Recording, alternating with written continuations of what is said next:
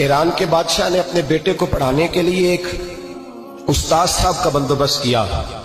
استاد صاحب کو کہا کہ میرے بچے کو دین پڑھائیے، میں چاہتا ہوں کل اس نے انان حکومت کو سنبھالنا ہے تو یہ دین سے آگاہ ہو جائے، اس کو کچھ سکھائیے، پڑھائیے۔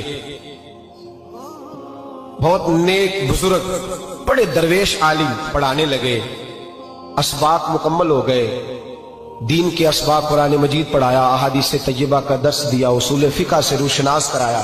جب بچے نے مکمل تعلیم حاصل کر لی اور آمین ہو گئی، دستار ہو گئی، فارغ ہو گئے، تو پھر ایک دن استاد صاحب نے کہا بیٹے کل تم نے ضرور آنا ہے، کچھ بات کرنی ہے۔ شہزادہ گیا ملنے استاد صاحب سے، استاد صاحب نے کنڈی لگا لی، ہاتھ میں درہ پکڑ لیا، مار مار کے پورے وجود کو زخمی کر دیا، کوئی غلطی نہیں، کوئی بات نہیں، مارا۔ اب بچہ آیا آ کے بادشاہ سلامت سے کہا کہ ابا جی سمجھ نہیں آئی، بڑا مارا ہے استاد۔ تو سیانے تھے نا بادشاہ، یہاں تو قاری صاحب روز کٹہرے میں کھڑے ہوتے ہیں، مولوی صاحب آپ نے میرے بچے کو کیوں مارا ہے؟ آپ 8,000 کے مولوی ہیں، میرا کئی کروڑ کا بچہ ہے، سویرے بدل لیں گے، خبردار آپ نے بچے کو ہاتھ لگایا، اپنی حیثیت میں رہے معاذ۔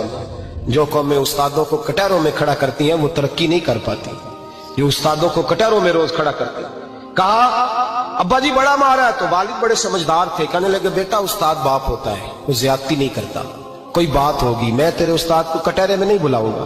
اماں سے بات کی، اماں کہنے لگی بیٹا میں تیرے باپ سے کیسے بات کروں، ڈر رہا تھا۔ وقت گزر گیا، 22 سال بیت گئے، 22 سال گزر گئے، بادشاہ کا انتقال ہوا، شہزادہ تخت پہ بیٹھا، پہلا حکم یہ دیا کہ میرے استاد کو بلاؤ، پہلا حکم۔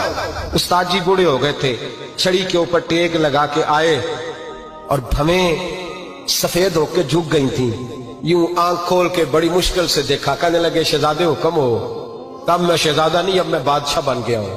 استاد جی 22 سال بیت گئے، آپ نے مارا تھا، پر وہ درد چونکہ زیادتی کی تھی، میرا قصور کوئی نہیں تھا، تو نہ میری روح سے درد گیا ہے نہ میرے جسم سے گیا ہے، میں بے اختیار تھا، پوچھ نہیں سکتا تھا، آج با اختیار ہوا ہوں۔ سب سے پہلے پہلا حکم آپ کو دیا، بلایا ہے، بتائے کیوں مارا تھا، کیوں مجھے مارا تھا، میری زیادتی بتائے۔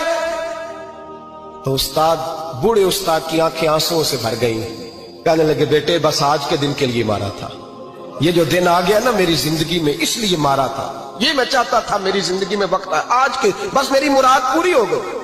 کہ صاحب اس لیے مجھے بھی سمجھائے۔ آپ فرمانے لگے کتنی دیر ہو گئی تجھے مار کھائے ہوئے، کتنا زمانہ بیت گیا؟ کہنے لگا 22 سال۔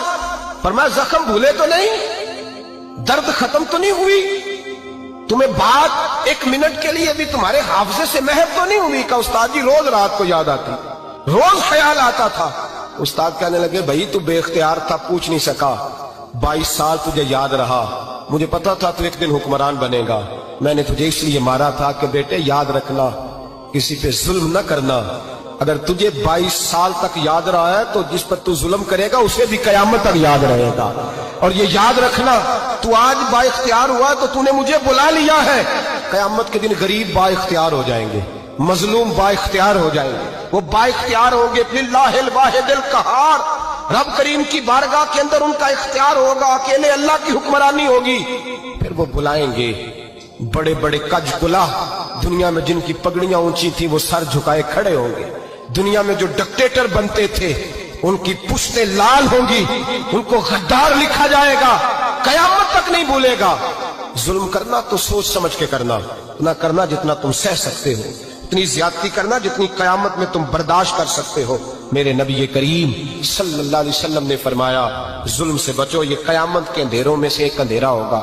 زندگی میں زیادتی نہ کریں، اگر تھوڑی دیر کے لیے کوئی چیز برداشت کر جائیں گے تو وہ فائدہ دے جائے گی، کچھ دیر کے لیے اگر سہ جائیں گے تو نفع مل جائے گا، سہنے کی کوشش۔